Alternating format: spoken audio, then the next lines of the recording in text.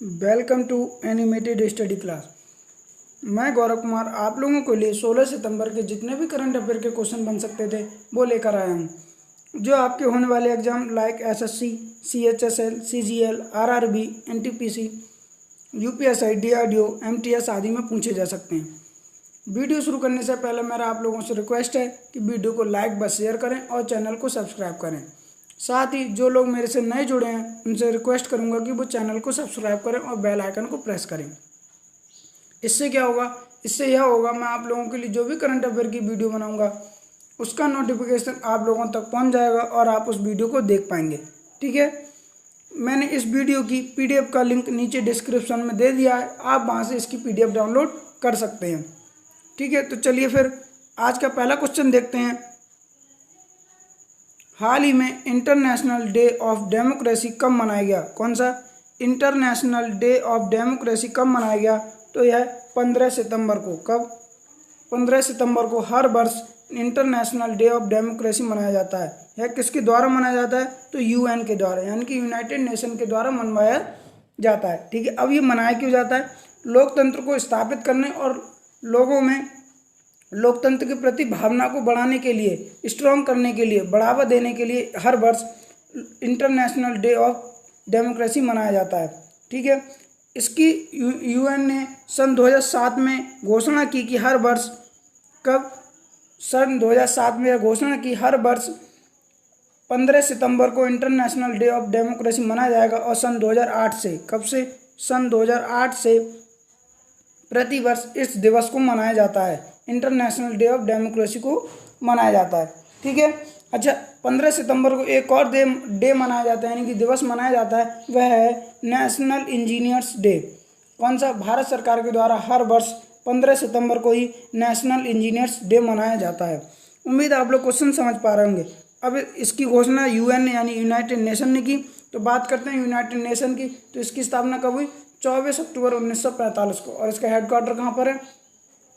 इसका हेडक्वार्टर है Washington DC में। ठीक है, और इसके प्रमुख कौन है? Antonio Guterres. कौन है? Antonio Guterres. उम्मीद है आप लोग क्वेश्चन समझ गए होंगे। तो चलिए फिर आगे बढ़ते हैं। अगला क्वेश्चन है, हाल ही में हिंद महासागर में चीन की बढ़ती मौजूदगी के बीच मालदीव से किस देश ने रक्षा समझौता किया है? किसने मालदीव से रक्षा समझौता किया है? उसका आंसर है अमेरिका। दरअसल अभी मालदीव और अमेरिका के बीच एक रक्षा समझौता हुआ है और यह रक्षा समझौता 30 साल के लिए किया गया है। कितने? 30 साल के लिए किया गया है। क्यों? क्योंकि आपने देखा होगा इंडियन ओशियन में चीन की बहुत ही ज़्यादा मात्रा बढ़ती जा रही है, यानी कि चीन अपना स्थापित हिंद महासागर में अपना रक्षा स्थापित करना चाह रहा है। इसीलिए इसी को काउंटर करने के लिए, यानी कि चीन को रोकने के लिए और अपना प्रभुत्व स्थापित करने के लिए अमेरिका मालदीव के साथ एक रक्षा समझौता किया है। ठीक है, आप मैप में देख सकते हैं जो हल्का हल्का रेड सा पार्ट दिख रहा है भारत के साउथ में, तो यही मालदीव है। क्या है? मालदीव है।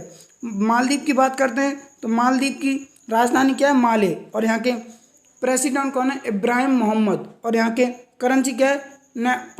मालदीवी रुपया। क्या है? मालदीवी रुपया। ठीक है, अब किसने किया? अमेरिका ने। तो अमेरिका की बात करते हैं तो अमेरिका की राजधानी क्या है? Washington DC. और इसके राष्ट्रपति कौन है? Donald Trump. और यहाँ के करेंसी क्या है?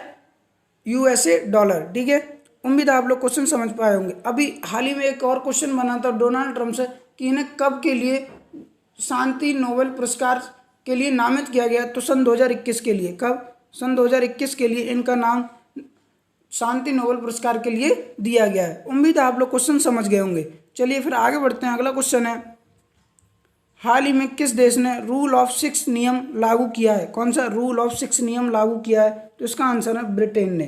किसने? ब्रिटेन ने। आप में देख सकते हैं जो पीला पीला पार्ट दिख रहा है यही ब्रिटेन है। कौन है? ब्रिटेन। अब इस रूल ऑफ 6 क्या है? तो ब्रिटेन की सरकार, जो वहाँ के प्रधानमंत्री हैं बोरिस जॉनसन, उन्होंने यह घोषणा की है अगर एक स्थान पर 6 से ज़्यादा लोग इकट्ठा होंगे तो उन्हें दंडित किया जाएगा, यानी कि उन पर रूल ऑफ 6 लगाया जाएगा और ऐसा करने पर उन पर लगभग ₹8700 का जुर्माना, यानी कि लगभग €100 या ₹8700 का जुर्माना दिया जाएगा। और यह अगर नियम यह बार बार तोड़ा जाता है तो उन पर हर बार जो जुर्माना है वो डबल कर दिया जाएगा। ठीक है, तो किसने कहा है ये? जो ब्रिटेन के प्रधानमंत्री हैं बोरिस जॉनसन। ठीक है, ब्रिटेन की राजधानी क्या है? लंदन, और यहाँ की करेंसी क्या है? Pound sterling. उम्मीद है आप लोग क्वेश्चन समझ गए होंगे। चलिए फिर आगे बढ़ते हैं। तो अगला क्वेश्चन है, हाल ही में किस देश के द्वारा दूसरी बार देशव्यापी लॉकडाउन लगाया गया है? कौन सा? दूसरी बार। तो इसका आंसर है इजराइल। किसके साथ? इजराइल के। इजराइल ने, जो इजराइल के प्रधानमंत्री हैं बेंजामिन नेतन्याहू, दरअसल क्या हुआ, अभी इजराइल में बहुत ही ज़्यादा प्रोटेस्ट यानी कि आंदोलन चल रहा है। क्यों? क्योंकि जो वहाँ के लोग हैं उन लोगों का कहना है, जो इजराइल के प्रधानमंत्री हैं बेंजामिन नेतन्याहू, उन्होंने कोरोना से लड़ने के लिए बहुत ही ज़्यादा अत्यधिक उपाय नहीं किए, जिससे वहाँ पर कोरोना के मरीजों की संख्या बार बार बढ़ती जा रही है। इसी को देखते हुए वहाँ पर बहुत प्रोटेस्ट हो रहे हैं। उन्हें रोकने के लिए और कोरोना से बचाव के लिए जो इजराइल है, इजराइल ने दोबारा से पूरे देश में लॉकडाउन लगा दिया है, और यह ऐसा करने वाला दुनिया का पहला देश बन गया जिसने दूसरी बार पूरे देश में लॉकडाउन लगाया है। आप मैप में देख सकते हैं, ये वाला जो पार्ट दिख रहा है यही इजराइल है। कौन है? इजराइल है। ठीक है, अभी इजराइल से एक और क्वेश्चन मैंने अभी 2 दिन पहले कराया था कि इजराइल और किस देश के बीच शांति समझौता फिर से दोबारा दूसरी बार शांति समझौता हुआ है। पहले यूएई के साथ हुआ था इजराइल का, अब दूसरा किससे हुआ? बहरीन के साथ। किसके साथ? बहरीन के साथ शांति समझौता हुआ है। और यह किसकी मदद से कराया गया है?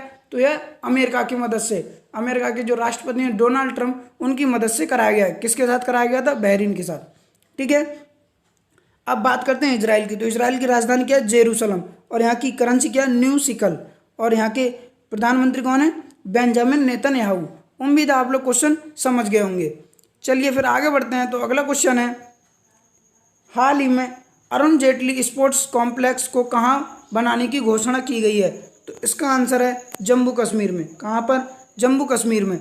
आप मैप में देख सकते हैं, ये जो वाला पार्ट दिख रहा है यह जम्मू कश्मीर, और इधर ये जो दिख रहा है यह लद्दाख है। ठीक है, जम्मू कश्मीर में ही अरुण जेटली स्पोर्ट्स कॉम्प्लेक्स बनाने की घोषणा की गई है, और इसमें लगभग 60 करोड़ रुपए, कितने? 60 करोड़ रुपए खर्च करने की उम्मीद की जा रही है। उम्मीद है आप लोग क्वेश्चन समझ पा रहे होंगे। अभी हाल ही में जम्मू कश्मीर के उपराज्यपाल बने थे, उनका क्या नाम था? मनोज सिन्हा। क्या नाम था? मनोज सिन्हा। ठीक है, उम्मीद है आप लोग क्वेश्चन समझ गए होंगे। चलिए फिर आगे बढ़ते हैं। तो अगला क्वेश्चन है, हाल ही में फेसबुक ने कॉलेज स्टूडेंट्स के लिए कौन सा नया सोशल मीडिया ऐप लॉन्च किया है? कौन सा नया सोशल मीडिया ऐप लॉन्च किया है? तो इसका आंसर है कैंपस। इसका पूरा नाम है फेसबुक कैंपस। ठीक है, अच्छा ये लॉन्च क्यों किया गया है? तो इसके जरिए स्टूडेंट, अभी क्या हुआ है, कोरोना चल रहा है तो उस वजह से लोग स्कूल नहीं जा पा रहे हैं, उसी को देखते हुए जो स्टूडेंट हैं कॉलेज नहीं जा पा रहे हैं और कॉलेज की उन्हें जानकारियाँ नहीं मिल पा रही हैं, इसीलिए फेसबुक ने यानी कि फेसबुक कैंपस नाम से एक ऐप लॉन्च किया है, प्लेटफॉर्म लॉन्च किया है, जिसके द्वारा जो स्टूडेंट हैं उसके कॉलेज में होने वाली, कैंपस में होने वाली जितनी भी गतिविधियां हैं उनकी जानकारी उन तक पहुंच पाएगी। ठीक है, अब फेसबुक ने लॉन्च किया है। फेसबुक की बात करते हैं तो इसकी स्थापना कब हुई? 2004 में। कब? 2004 में। ठीक है, और इसके प्रमुख कौन है? मार्क जुकरबर्ग, और इन्होंने ही इसकी स्थापना की थी। इसका हेडक्वार्टर कहाँ पर है? कैलिफोर्निया में। ठीक है, अच्छा अभी जो फेसबुक कैंपस है इसे केवल अमेरिका में ही लॉन्च किया गया और बकाया देशों में इसका ट्रायल चल रहा है। उम्मीद है आप लोग क्वेश्चन समझ गए होंगे। चलिए फिर आगे बढ़ते हैं। तो अगला क्वेश्चन है, हाल ही में किस राज्य सरकार ने मेरा परिवार मेरी जिम्मेदारी योजना शुरू की है? कौन सा? मेरा परिवार मेरी जिम्मेदारी योजना शुरू की है। तो इसका आंसर है महाराष्ट्र सरकार ने। आप मैप में देख सकते हैं जो रेड रेड पार्ट दिख रहा है यही महाराष्ट्र है। अब बात करते हैं महाराष्ट्र की। तो महाराष्ट्र की राजधानी क्या है? मुंबई, और यहाँ के सीएम कौन है? उद्धव ठाकरे, और यहाँ के गवर्नर कौन है? भगत सिंह कोश्यारी। कौन है? भगत सिंह कोश्यारी। अब बात करते हैं मेरा परिवार मेरी जिम्मेदारी योजना क्या है। तो इसमें क्या है, अभी आपने सुना होगा महाराष्ट्र में सबसे ज़्यादा कोरोना के केस निकल रहे हैं। क्या? महाराष्ट्र में सबसे ज़्यादा कोरोना के केस निकल रहे हैं, तो वहाँ पर यह योजना इसलिए लागू की गई कि उन लोगों का, सरकार का कहना है कि आप लोग ही अपने परिवार की जिम्मेदारी उठा सकते हैं, यानी कि आप ही लोग अपने परिवार की स्वयं सुरक्षा कर सकते हैं। इसीलिए आप लोग अगर सतर्क रहेंगे तो आप अपने परिवार को भी कोरोना से बचा पाएंगे। ठीक है, इसी को ध्यान में रखते हुए इस योजना को शुरू किया गया है। उम्मीद है आप लोग क्वेश्चन समझ गए होंगे। चलिए फिर आगे बढ़ते हैं। तो अगला क्वेश्चन है, हाल ही में वेनिस फिल्म महोत्सव में किसमें वेनिस फिल्म महोत्सव में किस फिल्म को बेस्ट स्क्रीन प्ले अवार्ड दिया गया है? किसमें? वेनिस फिल्म में best screen play award the disciple को किसे? द डिसाइपल जो एक मराठी फिल्म है, कौन सी है? यह इंडियन सिनेमा की यानी कि भारत की मराठी फिल्म है जिसका नाम है द डिसाइपल। इसे वेनिस फिल्म महोत्सव में बेस्ट स्क्रीन प्ले अवार्ड दिया गया है। यह जो भारतीय फिल्म मेकर है चेतन ताम्हाड़, कौन? चेतन ताम्हाड़, उनकी यह फिल्म है। ठीक है, उम्मीद आप लोग क्वेश्चन समझ पा रहे होंगे। अच्छा, जो वेनिस फिल्म महोत्सव है इसका ये 77वां संस्करण हुआ था, यानी कि यह 77वां संस्करण हुआ था। ठीक है, और यह एक यूरोपीय फिल्म महोत्सव है। कौन सा? यूरोपीय फिल्म महोत्सव है, जहां पर इसे बेस्ट स्क्रीन प्ले अवार्ड दिया गया था। उम्मीद आप लोग क्वेश्चन समझ पाए होंगे। चलिए फिर आगे बढ़ते हैं। तो अगला क्वेश्चन है, हाल ही में किस राज्य सरकार के द्वारा YSR आसरा योजना शुरू की गई है? कौन सी? YSR आसरा योजना शुरू की गई है। तो इसका आंसर है आंध्र प्रदेश। किसके द्वारा? आंध्र प्रदेश की सरकार के द्वारा। आप मैप में देख सकते हैं, जो रेड पार्ट दिख रहा है यही आंध्र प्रदेश है। ठीक है, यहाँ की CM कौन है? जगनमोहन रेड्डी। कौन? जगनमोहन रेड्डी। और यहाँ के गवर्नर कौन है? विश्वभूषण हरिचंद्रन। और यहाँ की राजधानी क्या है? विशाखापट्टनम। अच्छा, अब ये YSR आसरा योजना क्या है? आप लोगों ने देखा होगा, जो स्वयं सहायता समूह वाले लोग होते हैं, यानी कि जो अपने बिजनेस के लिए स्वयं लोन लेते हैं और अपना बिजनेस स्वयं शुरू करते हैं, उनके लिए अभी कोरोना के कारण जो उन्होंने लोन लिया उसकी किस्त नहीं चुका पा रहे हैं, उसी के लिए उनकी किस्त अब सरकार के द्वारा चुकाई जाएगी। यानी कि अभी कुछ दिनों के लिए जब तक कोरोना चल रहा है तब तक उनकी किस्तें सरकार चुकाएगी। उसी के लिए यह YSR आसरा योजना शुरू की गई है। ठीक है, उम्मीद है आप लोग क्वेश्चन समझ पा रहे होंगे। चलिए फिर आगे बढ़ते हैं। तो अगला क्वेश्चन है, हाल ही में किस राज्य के दरभंगा शहर में एक नए एम्स की स्थापना की मंजूरी दी गई है? किसमें? किस राज्य की दरभंगा शहर में? तो इसका आंसर है बिहार। किसमें? जो बिहार राज्य है उसका एक शहर है दरभंगा शहर। वहाँ पर कैबिनेट मंत्रिमंडल है उसने यह घोषणा किया, अब वहाँ के जो दरभंगा शहर में एक नए एम्स खोला जाएगा, एक नया एम्स खोला जाएगा। आप मैप में देख सकते हैं, जो रेड पार्ट दिख रहा है यही बिहार है। ठीक है, ठीक है। अब बात करते हैं बिहार की। तो बिहार की राजधानी क्या है? पटना। और यहाँ के CM कौन है? नीतीश कुमार। और यहाँ की गवर्नर कौन है? फागू चौहान। ठीक है, अभी भारत में मात्र 5 एम्स में टोटल 5 एम्स हैं, जिस अब एक नए और एम्स की यानी एम्स जो हॉस्पिटल है उसकी स्थापना की जा रही है। उम्मीद है आप लोग क्वेश्चन समझ गए होंगे। चलिए फिर आगे बढ़ते हैं। अगला क्वेश्चन है, हाल ही में जारी S&P ग्लोबल रेटिंग वित्त वर्ष के अनुसार वित्त वर्ष 2020-21 में भारत की GDP कितने प्रतिशत रहने का अनुमान है? किसके? S&P ग्लोबल रेटिंग के अनुसार। तो इसका आंसर है -9.0%। कितनी? -9.0%। अभी हाल ही में क्या हुआ है, भारत की GDP गिरती जा रही है, उसके लिए अलग अलग रेटिंग एजेंसियों के द्वारा अलग अलग रेटिंग दी जा रही है। अच्छा, ये 11.5% रेटिंग किसने दी है? तो यह फिंच ने दी है। किसने? फिंच जो अमेरिकन रेटिंग एजेंसी है उसने दी है। और -10.5 की रेटिंग मूडीज़ ने, किसने? मूडीज़ ने दी है। अब -9.0 की रेटिंग S&P ग्लोबल रेटिंग ने दी है। उम्मीद है आप लोग क्वेश्चन समझ गए होंगे।